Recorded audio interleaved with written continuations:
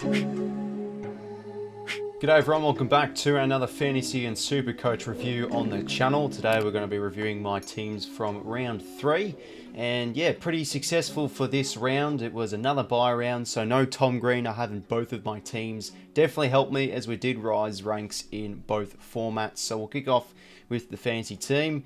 And for round 3, we managed to get ourselves a 2019. And as you can see, round 3 rank 1062. So yeah, really happy with this score. Pretty content. And last week I think we were, if it will load here, 32,000. And round 3 we're up, yeah, about 25,000 spots. So yeah, we've made some good ground this week. And best 22 as well, heading into round 4, sorry. So yeah, need to try and nail the trades this week. But yeah, here are my trades for round 3. We brought out Alex Sexton and Butterick on their buys, and we did bring in Tom Powell and Massimo D'Ambrosio. So yeah, pretty happy with both these two ins. They look quite decent. So now we'll go through our lines. First player up, Nick Daicos. Let's just zoom this in a little bit. There we go, it's a bit better. So yeah, Nick Daicos, 101. Yeah, played a bit more half-back this week. Bounced back as we all expected to because he is a very good player. He had a bit of a lull throughout the second and third term, but yeah, came home strong in the fourth quarter. So yeah, you take that, and hopefully he can just repeat the tons week in, week out. But yeah, he's lost a bit of money, but for sure will still be a keeper. How will he go against the Hawks this week? Hopefully he doesn't cop the McGuinness tag. Harry Sheezel, put the vice-captain on him. Felt he'd go big against Carlton, and what a jet he is. Just racks up the football. Really good accumulator. Provides run and carry as well with the handball receives. Takes the kick-ins. He does it all. What a pig. Fantasy pig for sure.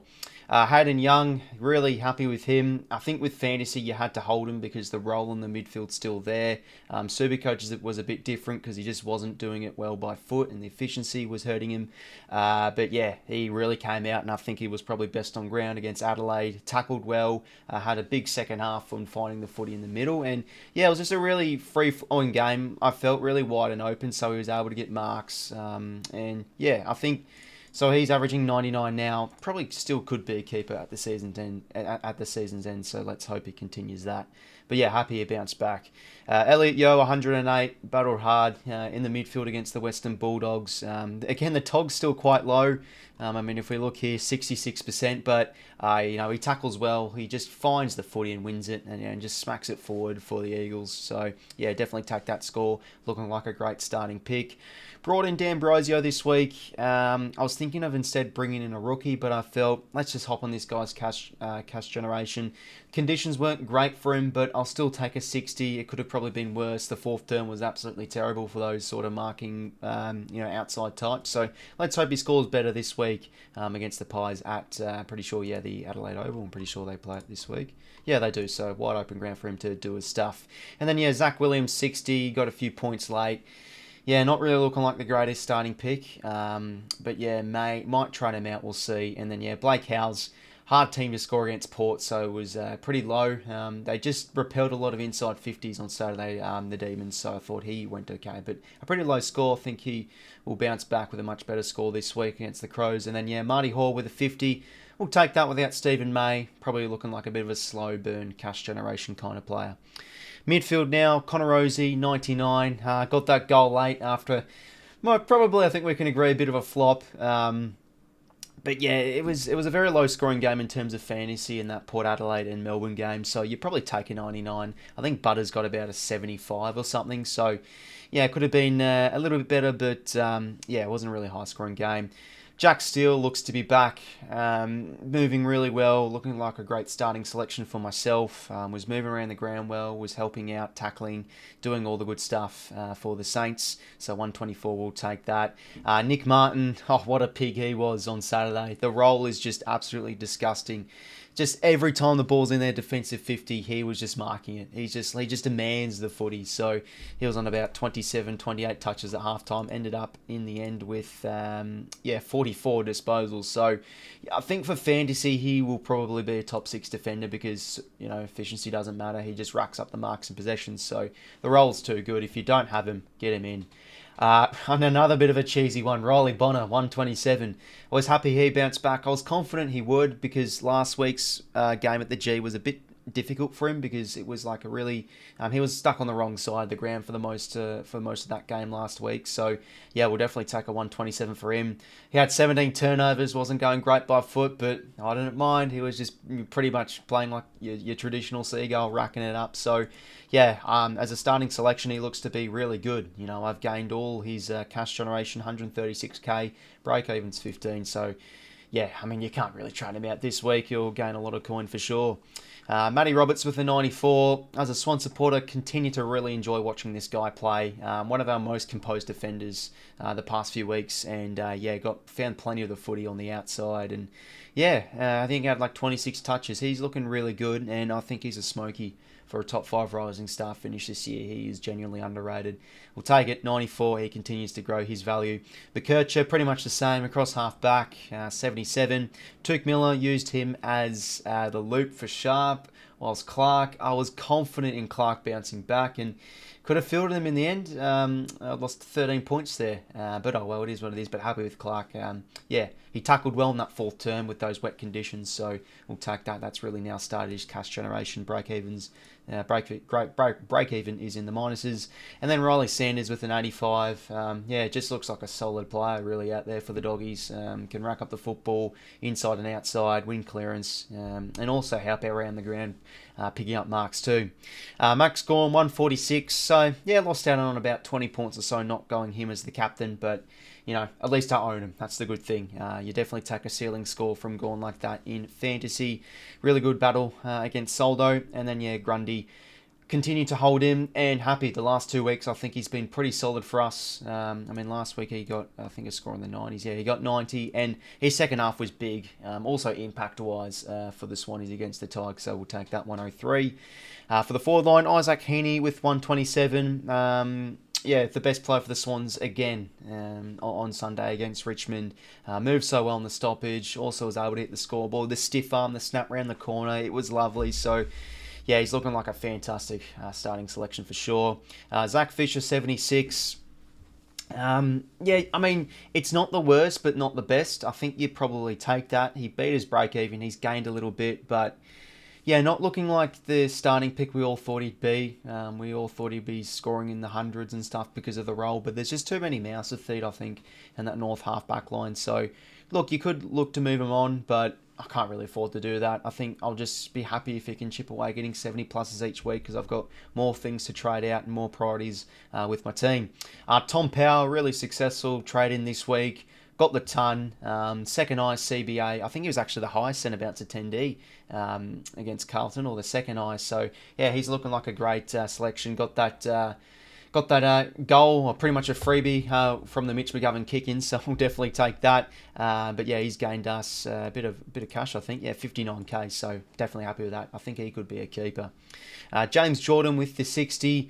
Yes, again started slow, but got into the game as it really did grow on. On the outside, got a little bit of centre bounces, but yeah, wasn't just finding much of the footy as he normally was from contest to contest. But we do have the Eagles this week, so I think he will score well. And then yeah, probably look to trade him out on his bye. Jack Billings. Failed trade in. Yeah, probably should have looked at the role a little bit more. I should have traded in D'Ambrosio instead of Billings. That would have been a far better trade.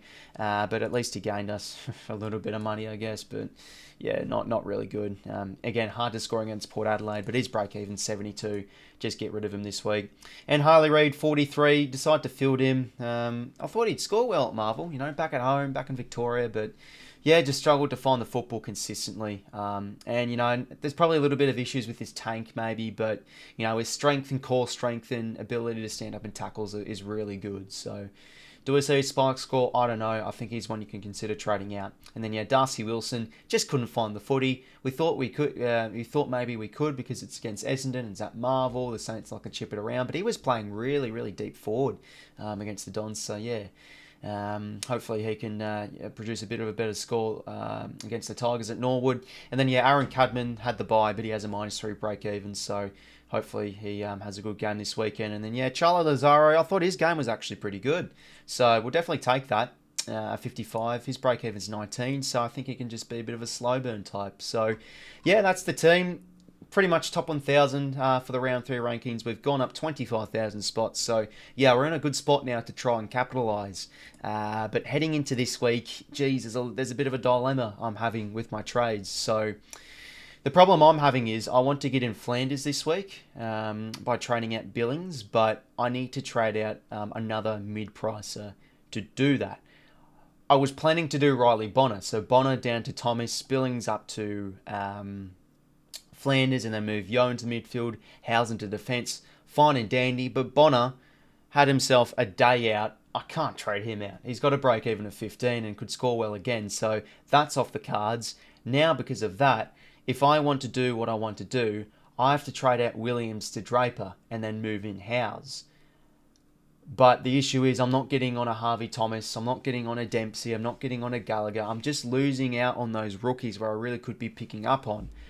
So, yeah, for me, there's either trading out Williams to Draper and getting Billings in for Flanders. But what I was thinking is I'm just thinking of maybe doubling down this week. So if I go Billings down to Dempsey. Now, I know Dempsey, yeah, he's 426k, but I know I'm paying a bit of a premium for him, but genuinely watching Dempsey play, he looks really good. He pushes up the ground, getting marks. He's heavily involved in the Cats forward half. I mean, all the forwards get heavily involved, even like your 𝐼𝐻𝐼𝐻. So I really like the look of Dempsey. I think he's a genuinely fieldable rookie. I know that's the issue with the forward line. You're just going to have to field one of these rookies, and I just think Dempsey could be the one. And his break-even's still negative 13.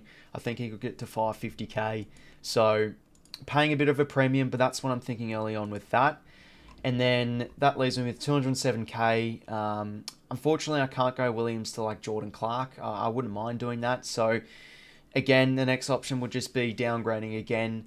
Harley, Reid or Wilson would be on the out for me. Reid has a higher break even than Wilson. But Reid's role's still there. He could produce a spike score, but I'll probably look to move on Reid for now. So trade out Harley, Reid and get in Gallagher, who looks pretty impressive for the Doggies. And look at his scoring the last 3 weeks. 56, 56 and 90. Now, I know he kicked 2 goals and 1 goal here, but he's pretty much playing predominantly on the wing for the Bulldogs. And he's also getting involved throughout the outside game. So, again, he could be a genuine fieldable option, I think, for the Bulldogs. Or should I say for the forward line, sorry.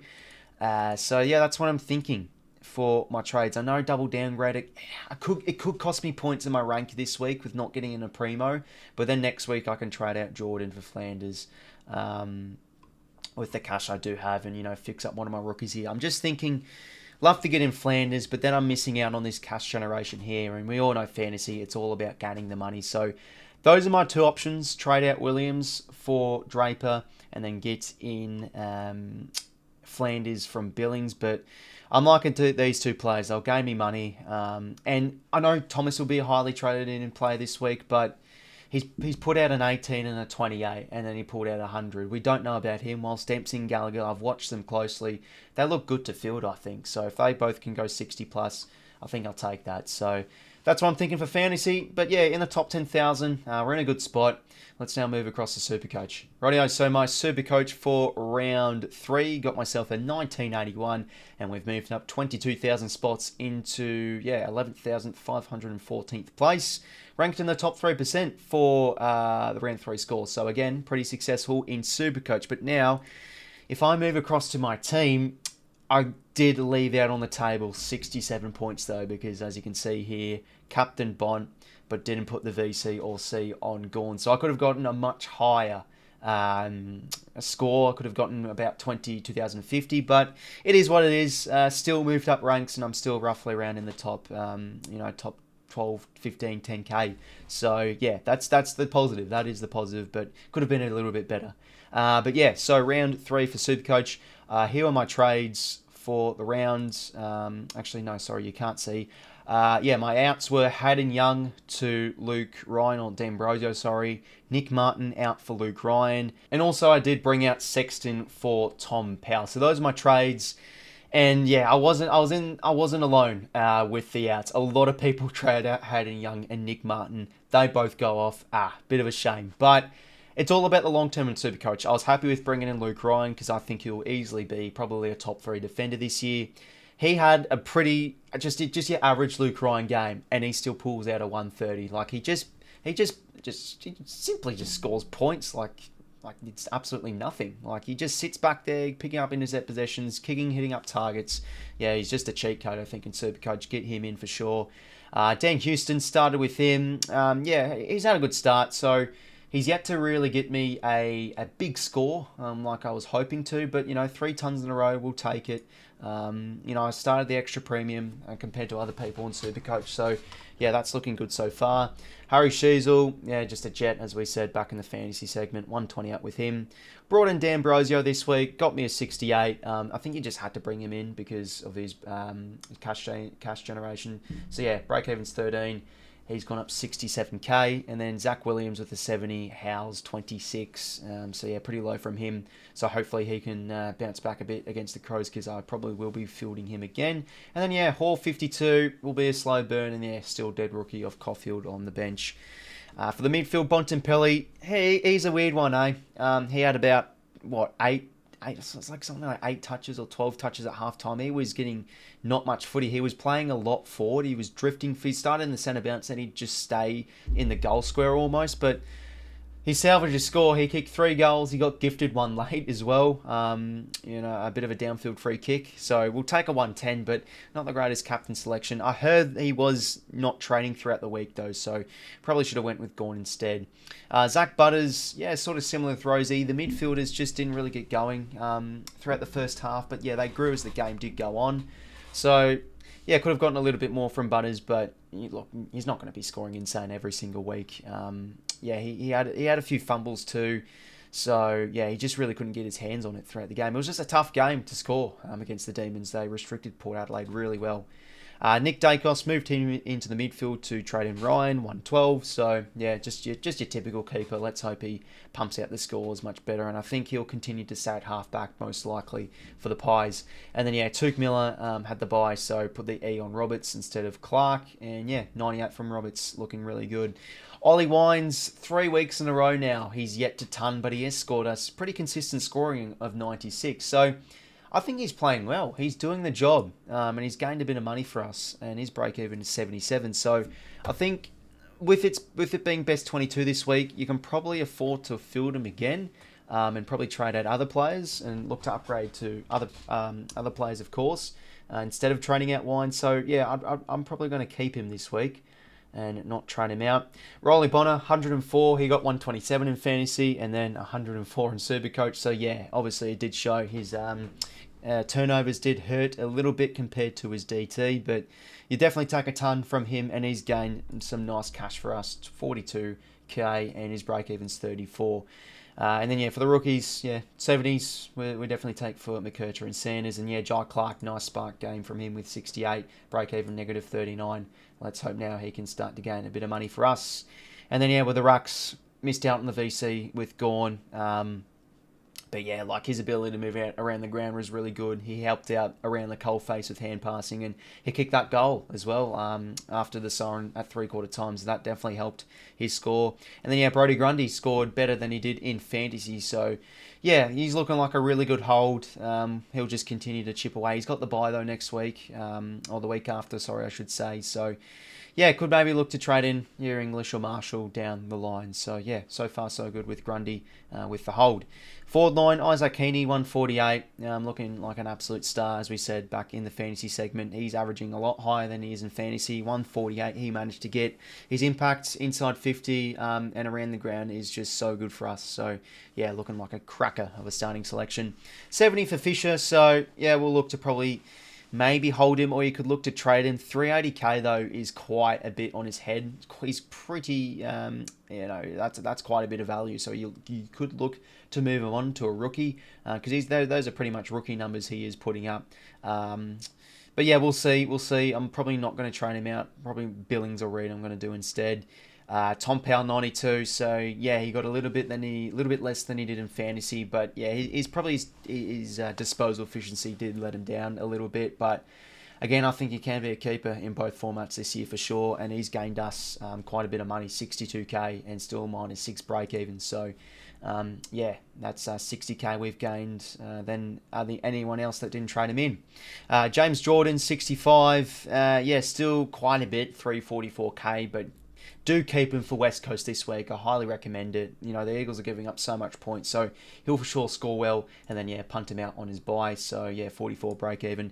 Billings, no good, so he's out this week. Harley Reid, he's been scoring much better in SuperCoach than he has Fantasy. So you could look to get him out, but 242k, you can probably look to downgrade him to like a Sam Darcy. So I'm probably going to be doing that. And then, yeah, Aaron Cadman. What's his break even? -51, so hopefully he can gain some good coin for us. And then, yeah, Darcy Wilson.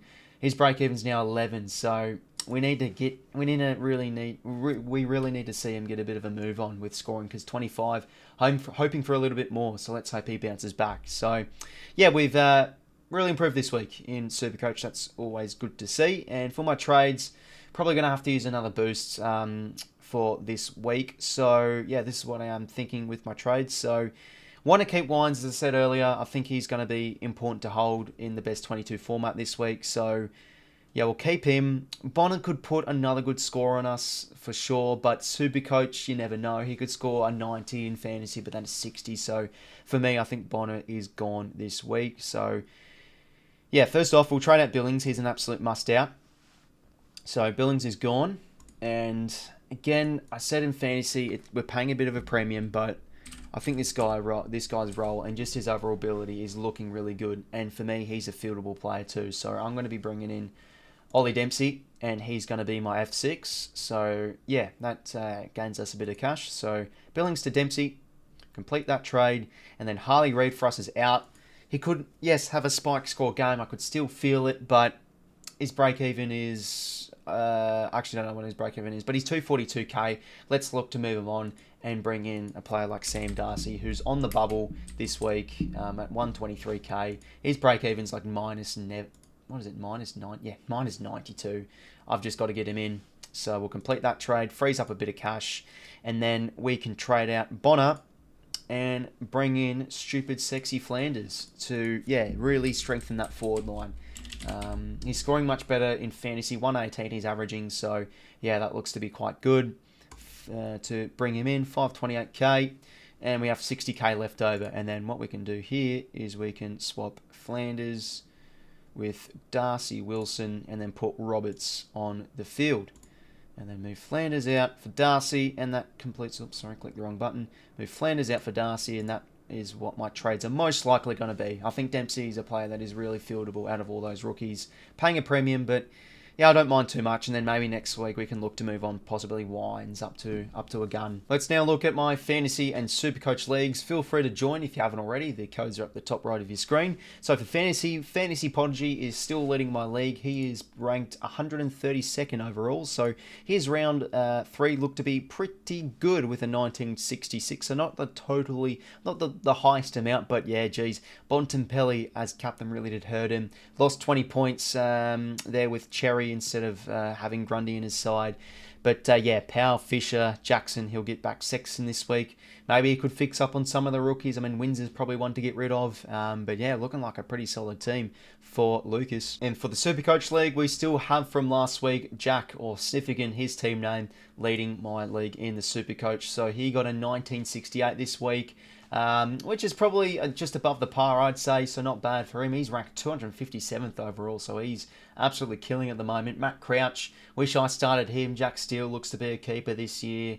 Stewart could have got a little bit higher if he didn't go down with that possible concussion scare. Captain Bont, so that let him down a little bit. A lot of people Captain Bont this week, but yeah, Heaney, Jackson, forward line, he could maybe look to move in potentially Flanders this week from, the 5 for Jordan. So, yeah, and the highest scorer in my SuperCoach League for round 3 was Clarko Sparkle with a score of 2,087, 168th ranked overall for the round, and he is overall 636, so he's in a very good spot as well. 12th of Jackson VC, again, the Bont VC, the Bont captaincy did let him down like a lot of other people. But yeah, here he has Luke Ryan, he has 𝐼𝐶𝐿. Pretty much, yeah, he has the exact same backline as me, except I have Dacos in the midfield. Steele as well, Jeremy Sharp he has on field. He brought in Harry Mackay this week. Oh, that's actually a really good move. gaining a lot of cash for him. That's great to see. And obviously Tom Powell looks like he brought in this week too. So everyone, that does it for my fantasy and SuperCoach review for round 3. Let me know how you lot went down below in the comments. Who you thinking of bringing in this week? Always love to hear your people's opinions. And that's pretty much it from me, everybody. Hopefully you did enjoy, and I will talk to you later.